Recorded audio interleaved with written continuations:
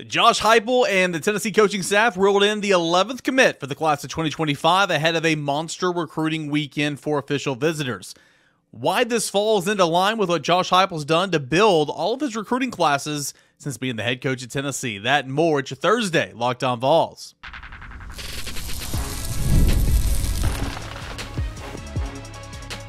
You are Locked On Vols, your daily podcast on the Tennessee Volunteers. Part of the Locked On Podcast Network, your team every day. Hey, good Thursday morning, everybody. Welcome into Locked On Vols. I am your host, Eric Kane. Appreciate you for being here today and following along with us wherever you get your podcasts, making us your first listen, your first watch. You shout out you everydayers for making this show what it is. Of course, you know it. You can watch us, listen to us, subscribe to us, download us, all that for free wherever you get your podcast, Apple, Spotify, and so on. And, of course, on the Locked On Vols YouTube channel, where I encourage you to please hit that subscription button. Today's episode is brought to you in part by our friends over at Game Time. Download the Game Time app, create an account, put in the promo code LOCKEDONCollege, and you're going to get $20 off your first purchase. Terms apply. Got a fun show coming up today. Going to break down the commitment of Jayden Loftin to Tennessee. Who is he? What does he bring to the class? And again, while this falls in line with what Tennessee's been doing each of the past couple of classes with Josh Heupel. Let's look back at the signing class of 2024. A lot of these guys, of course, we got our first look at them in bowl practices and, of course, in spring practice. But I'm literally going to go down the list here, and I'm going to tell you who I think is going to play and who I think is not going to play. I kind of give a role estimate heading into this football season for what they'll be true freshmen. That's coming up in segment 2. And then we're going to take a look at Tennessee's side of the College World Series brackets. Of course, Tennessee is already on into Omaha, and their side of the bracket is Virginia, North Carolina, Florida State, and, of course, Tennessee. We're going to look at some of those teams over there, and, of course, we'll continue to look at some of those teams tomorrow as well. All that and more coming up here today on a Thursday edition of Locked On Vols. So, Jayden Loftin, he took an official visit to Tennessee last weekend. He was, one of about 6 guys who were on campus for an official visit, and he made his commitment known early. I'll say it early. It was like 9:30, so it wasn't that early, on a Wednesday morning. And he's going to be a part of this 2025 class. Jayden Loftin, who is he? Well, he's a 6'4", 235-pound edge rusher from Somerville, New Jersey. He is a guy that's already got a lot of built on him, and he's. I just read off his measurables over at the his On3 profile. He's actually at about 250 pounds already. So he is a bigger guy. So we're thinking not necessarily Leo, but he does have that skill set in his repertoire right now. Already at 250 pounds, he's likely going to play that strong side defensive end role, if you will. So kind of be a 5 technique and be more hand in the dirt. And I understand the Leos have their hand in the dirt as well, but a lot of times they're 2-point stance, getting up there and getting after the quarterback. Still rushing the quarterback, but playing more of the bigger, strong side defensive end, if you will. And that's kind of what I see in Jayden Loftin. A guy that is, like Tennessee a lot. Obviously, Tennessee got it done last weekend when he was in on his official visit. He is a 4-star rated prospect according to the On3 industry rankings, where he is the 313th national prospect, the 30th edge, and the 10th best prospect out of New Jersey. So, I kind of said, what does this mean in terms of this is kind of what Josh Heupel's been doing? Well, he builds his classes. I say this every time we get one at this position or at the quarterback position. He builds his classes on getting after the passer and throwing the football, the passer itself. And he's continued to do that. Nico, along with the James Pierces and actually James Pierce was the class before, but James Pierce and Shadavion Bradley, or James Pierce and Joshua Josephs was that class of 2022. Shadavion Bradley and Caleb Herring, the class of 2023. Jordan Ross, the class, and Kellen Lindstrom, who I think is going to be pretty good on down the line, the class of 2024. And then now Jayden Loftin becoming kind of that first edge in the class of 2025. And, of course, we know the quarterbacks that Josh Heupel's brought in here. And, it was, Jayden Daniels. Jayden Daniels, Heisman Trophy winning quarterback, forgetting the guy that was here at Tennessee for a semester and then left and went back home via the transfer portal. Gosh, mind blank right now because of, I've slept since then. But he was a 4-star rated prospect. Then you got Nico. Then you got Jake Merklinger, who was a well-respected quarterback. And now you got George McIntyre. So, Josh Heupel, again, kind of like building an NFL roster. And when we talk about name, image, and likeness and what positions are valued the most, quarterback, getting after the quarterback, and we'll see what Jayden Loftin turns into. I think he's going to be he's got the makings, the raw talent, if you will, in my opinion, to be a pretty decent player. You look over at VolQuest.com. I'm not going to give it all away, but I do want you to go over there and check it out. And, of course, if you're a subscriber to VolQuest.com, we thank you. But Matt Ray's impact analysis, going to read a couple of the quotes here from the head coach, his head coach at Somerville High School, Coach Matt Bloom. Just sat down and talked with Matt Ray. He said, quote, "Well, to start out, the first time I ever saw him do a pass rush, my jaw dropped open. I had never seen someone look that natural rushing the passer as a sophomore when I first saw him. Just incredible understanding, having so many moves, so young, and being so natural."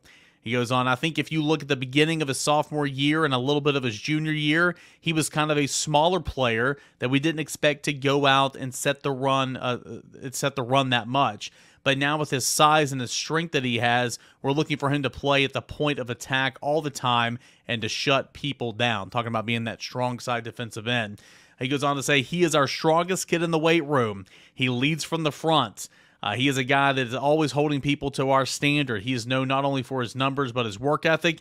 That has really grown and is one of his best assets. He is one of the most respectful kids I've ever met," which is obviously really, really great to hear just in general. So some pretty high praise from his high school head football coach. And, of course, coach is going to pump up his player. I get all that. But that first line, we'll read it again here for you. "The first time I ever saw his pass rush, my jaw dropped open. Just incredible understanding, having so many moves, so young, and being so natural." That's awesome to hear.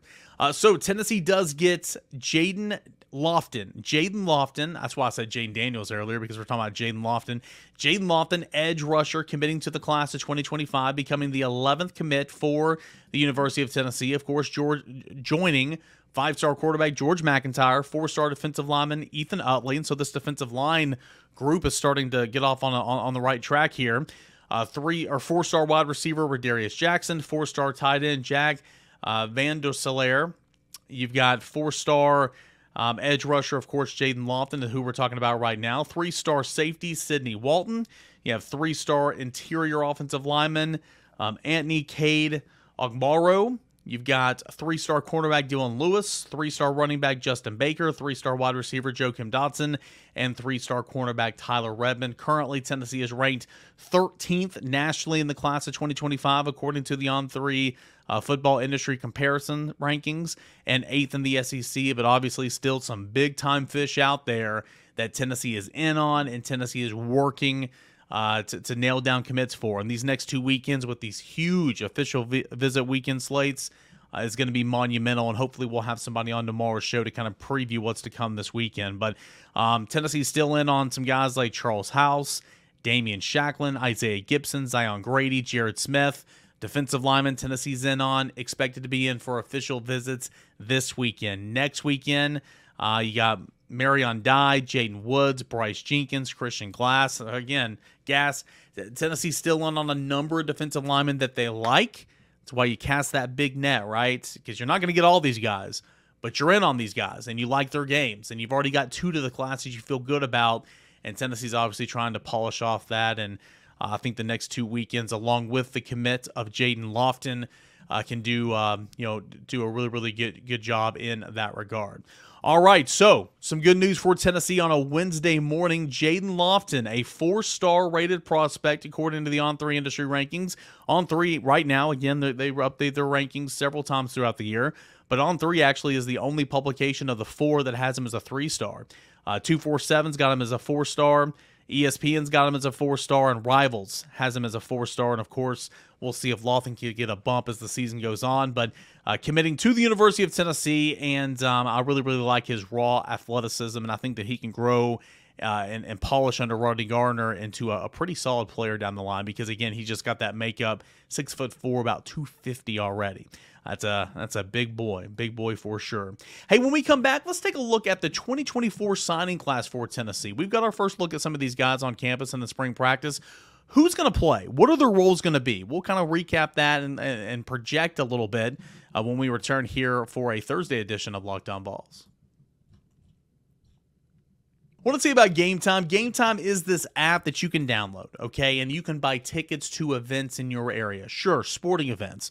The home athletic sporting event calendar is over with at the Tennessee right now, but fall's right around the corner. Football, basketball will be here before you know it. Baseball in the spring at a much better looking Lindsey Nelson Stadium. But not just sports, also concerts and comedy shows and monster truck rallies and bull riding and whatever else is going on at the Food City Center at Thompson Bowling Arena, or maybe at the Tennessee Theater on Gay Street, the Bijou. You know, wherever you're going to events in your area, you can buy tickets on the Game Time app. And what they do is they have last minute deals, flash deals, zone deals, all in prices, seat views, so you can see exactly what you're paying for, the lowest price guarantee, where Game Time is going to credit you 110% of the difference if you find a cheaper ticket somewhere else in that same section. Some of the best customer service in the industry as well. Download the Game Time app today, create an account, put in the promo code LOCKEDONCollege, and you're going to get $20 off your first purchase. Again, Locked On College, LOCKEDONCOLLEGE, Locked On College, for $20 off your first purchase. Download Game Time today, last minute tickets, lowest price guarantee. All right, we continue on here with the Thursday edition of Locked On Vols. We'll talk a little College World Series and get you set for some of the teams that Tennessee could face. In bracket 1, the left side of the bracket in the College World Series, Omaha. Of course, Tennessee starting with Florida State. That'll be at 7 o'clock Eastern Time on ESPN, and I'll be there bringing you coverage. Of course, you can follow all of my stuff over at VolQuest.com and on the X at _Caner. So I wanted to, in honor of getting a commit for the class of 2025 in Jayden Loftin, I wanted to go back and look at the 2024 signing class and kind of break down project my outlook on who I think will contribute, maybe in the rotation, maybe starter, maybe redshirt, maybe needs to continue to work, and kind of work down that list, if you will. And I've just pulled it up here over at VolQuest.com. I went up and did the 2024 commits, and they're put in order in terms of their star rating. So we're going to hopscotch around a little bit by positions. But the first one up here, of course, is a 5-star in Mike Matthews. And Tennessee's wide receivers are so deep, and some of it's unproven, and I recognize that. And guys like Brew McCoy, man, he's got to bounce back from a pretty severe injury, and I recognize that as well. But Mike Matthews only scored touchdowns in every single spring scrimmage they did a couple months ago. He just came on and lit the world on fire a little bit. Now, will that be enough to carve out a spot in the rotation? Because we know in years past, in normal years when there's not much injuries, Tennessee plays 3 guys. Or Tennessee plays 4 guys at wide receiver. I think Tennessee's got 6 wide receivers who can play, but how many are going to play?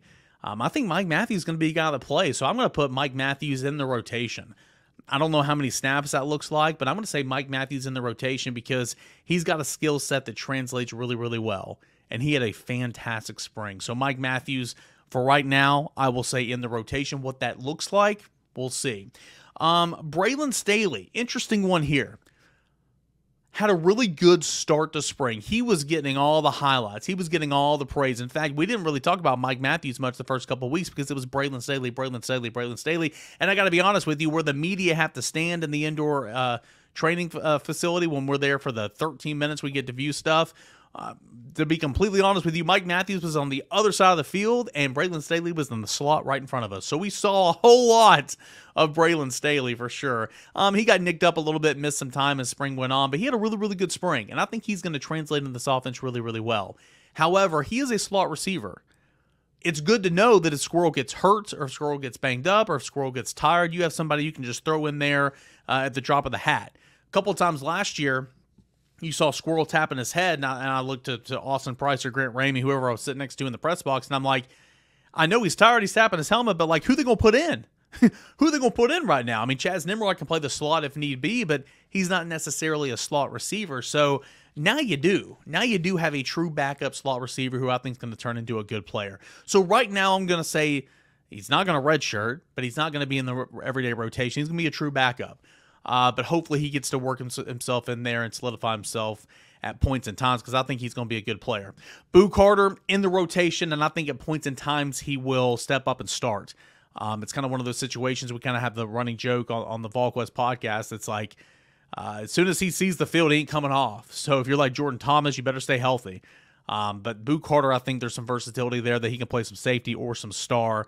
that nickelback spot. But Boo Carter originally, from the get-go, in the rotation, and watch out because I think he'll be a starter before it's all said and done. Peyton Lewis missed spring, even though he was here, early enrollee, missed spring, had a cleanup procedure, so he didn't go through all that. How quickly does he adapt in fall camp?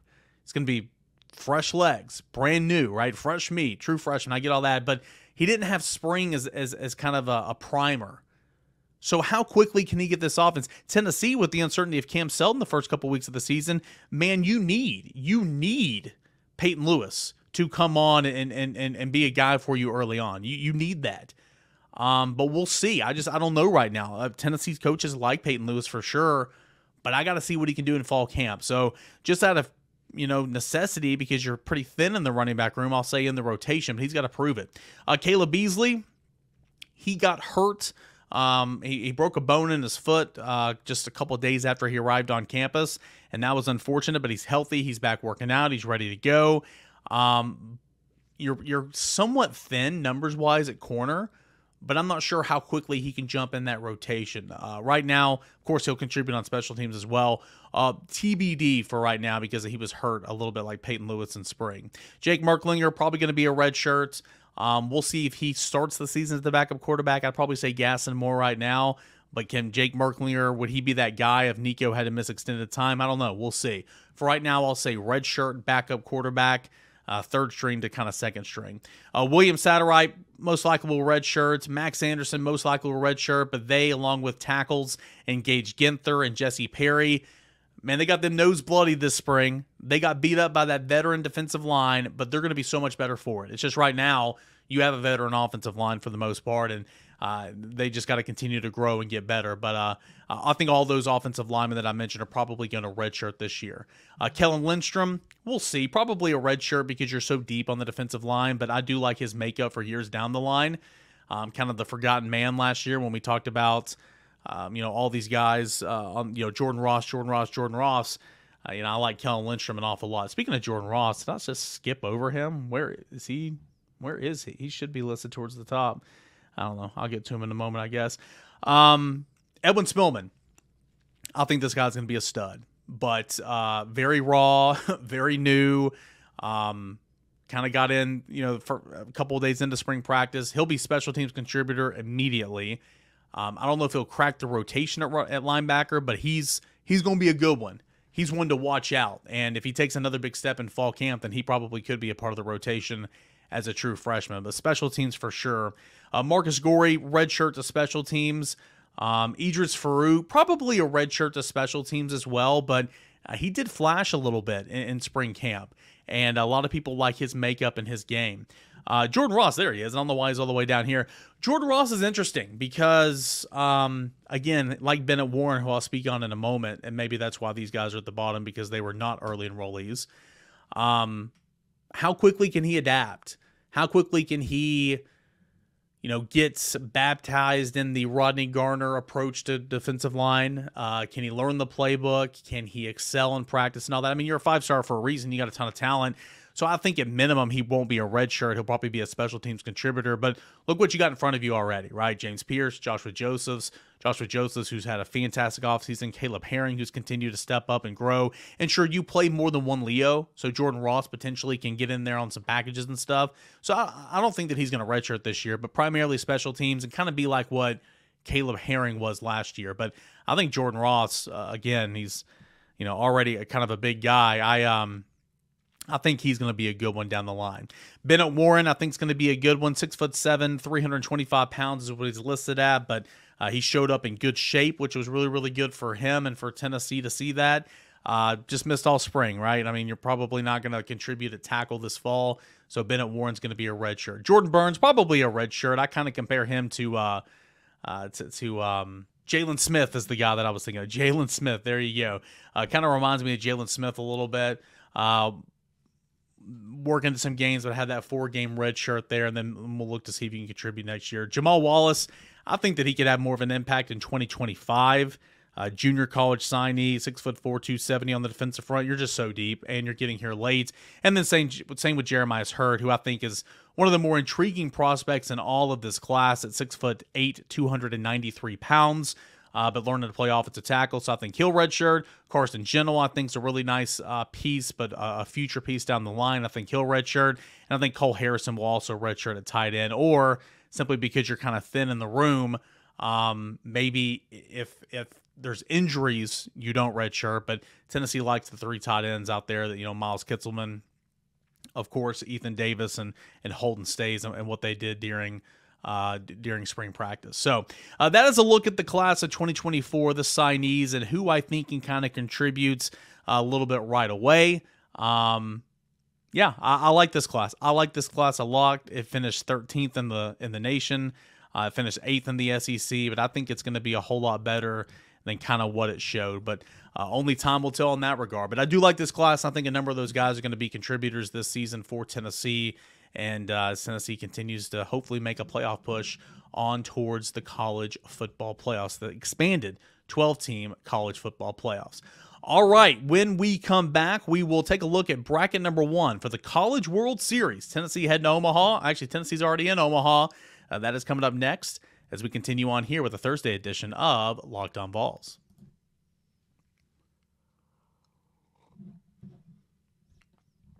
All right, welcome back in here to your Thursday edition of Locked On Vols. Tennessee's back in Omaha for the 3rd time in 4 years, 7th time in program history. We'll talk more. We'll preview more on tomorrow's show, but I did want to kind of spend some time breaking down the bracket for Tennessee's side because there are 4 total teams, 3 not counting Tennessee, and you have the opportunity to maybe play all 3 just like in regional play a couple of weeks ago. And for those unfamiliar how the College World Series works, 8 teams, 4 teams on each side of the bracket. You're playing a regional makeup, double elimination. Whoever wins those respective regionals advances on to play a super regional makeup, which is the best of a 3-game series, and whoever is the last team standing there is crowned national champion.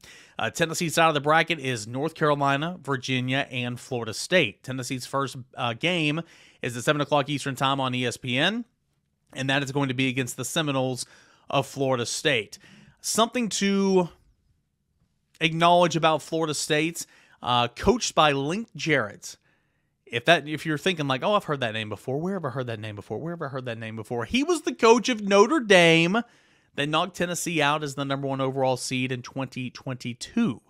Of course, went on, took the head coaching job at Florida State, had a losing record in 2023, but has turned that around and back in Omaha here in 2024 with the Seminoles. So it's a really, really good coach.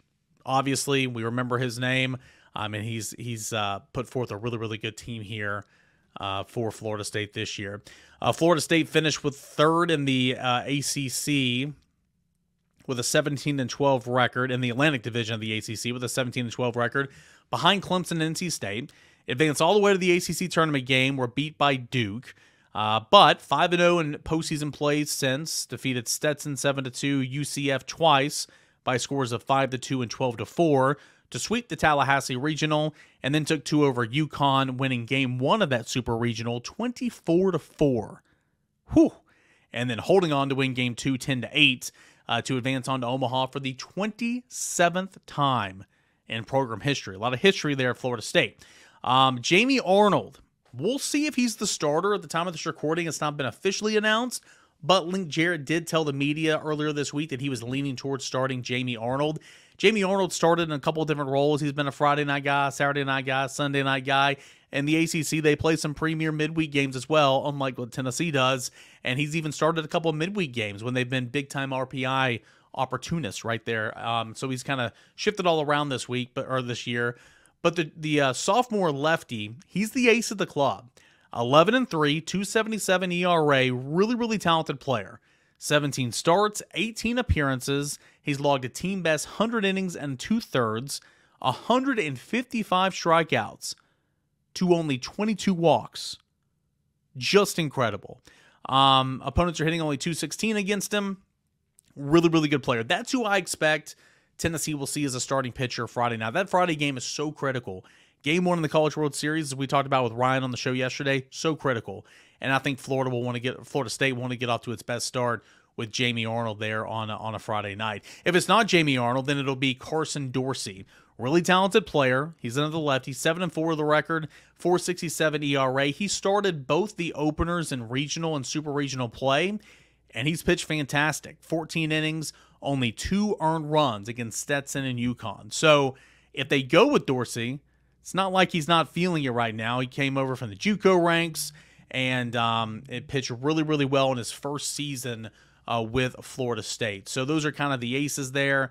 They've got really, really talented bullpen. Overall, 43rd nationally in ERA with a 4.86, so not bad there. But this offense, really, really good. Cam Smith, he is the third baseman. He is second in the order. He's hitting .402, 16 home runs, 56 RBI, 79 runs scored, 20 doubles. Really good player. Right fielder, 3-hole hitter James Tibbs leads the team with 28 homers and 94 RBI. That is tied for second nationally. Has a .374 clip at the plate. DH hitter and cleanup hitter Margot Dings.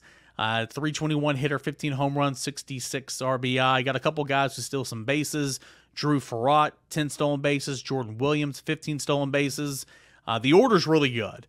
Florida ranks 9th in the nation with a team batting average of .316, 7th with 123 home runs, and 6th with 559 runs scored. That ain't bad, and that's a heck of an opening opponent for Tennessee for sure. Quickly, let's look at North Carolina. Again, North Carolina and Virginia are on Tennessee's side of the bracket. We know for sure Tennessee's playing FSU. We don't know if Tennessee will see North Carolina, depending on who wins what games and all that. But there's a pretty good chance Tennessee could see Virginia or North Carolina. So quickly about North Carolina, 47-14 on the season. They finished the regular season with the best record in the ACC, 22-8, but bowed out in the second game of the conference tournament. They had to go to the Monday game to put away LSU in the Chapel Hill Regional. Remember, LSU was playing about as good as anybody baseball-wise in the country at that point in time.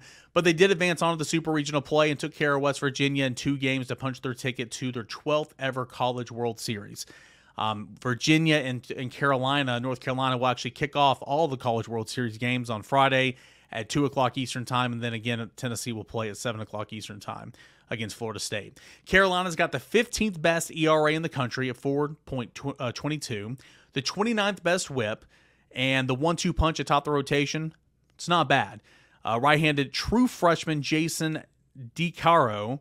He's made every start this season. 6-1's the record, a 3.89 ERA, 85 innings and 2/3. That's the best on the team. 72 strikeouts, 40 walks. Shea Sprague is also a junior junior lefty. 3-1's the record, a 4 ERA, 16 appearances, 4 starts. Struck out 64 batters. Actually, that should say 14 starts, excuse me. 64 batters and has walked only 16, which is really good. Over 74 innings and a third on the bump. Really, really good bullpen for North Carolina. Dalton Pence, 4-1, 2.04 ERA. He's got 8 saves. Kyle Percival, 4-0, a 2.42 ERA, 22 appearances. Matthew Mathis, 12-4, 3.65 ERA, 34 appearances. He looks kind of like the swing man with those numbers, kind of like A.J. Causey for Tennessee. The batters are solid as well. Team batting average is at .304, 113 home runs, 89 stolen bases. 2 players have launched 20-plus home runs. 5 are in double digits. 6 players are hitting over 300 on the season. No contributor in the everyday lineup is hitting below 280. So a really, really solid lineup. Again, you make it Omaha, you're going to be good. You're going to be good. A couple of guys to highlight here. Parks Harbors, the first baseman, number 3 hitter in the lineup, 341 average, 20 home runs, 63 RBI. You've got Casey Cook, left fielder, 339 clip, 18 home runs, 76 RBI, which is really good. Got the DH and Anthony DeForio. Actually, he's the right fielder, excuse me, but he hits cleanup, 338 hitter, 52 ribbies, 19 stolen bags as well. Then you got a guy by the name of Vance Honeycutt, who is a Major League Baseball prospect, one of the best prospects in the College World Series, along with Billy Amick and Christian Moore and some others, Jack Caglione and company. He's hitting .314 on the year, 26 home runs, 85 runs scored, 28 stolen bases, and he's driven in 65 runs. Dude's a stud. So, again, that's kind of the highlights of North Carolina. North Carolina, a very well-rounded ball club. I mean, same as FSU, man. FSU really top heavy in terms of starting pitching and their pitching overall. But that lineup is really, really dangerous. So those were a lot of numbers. I recognize that, but that's kind of what Tennessee's dealing with, at least for two of the three potential opponents in the College World Series in Omaha. And I'll break down a little bit of Virginia tomorrow, and then we'll circle back around and talk some more FSU, because of course FSU is who Tennessee will play on Friday night. So you don't get to Omaha in the College World Series on accident. These teams are good. Tennessee will have its work cut out for it, but again, I think that this team is the best in the country. I think this team is well-rounded, and I'm expecting an extended stay in Omaha at the College World Series. Hey, guys, appreciate you for joining the show here today, making us your first listen, your first watch each and every single day. You can watch us, listen to us, subscribe us, download us, subscribe to us, download us, all that and more right here wherever you get your podcasts, and of course on the Locked On Vols YouTube channel. We'll talk some more recruiting on tomorrow's show. We'll get you set for Tennessee and Omaha, and all that and more right here on Locked On Vols. Until then, enjoy the rest of your Thursday, everybody.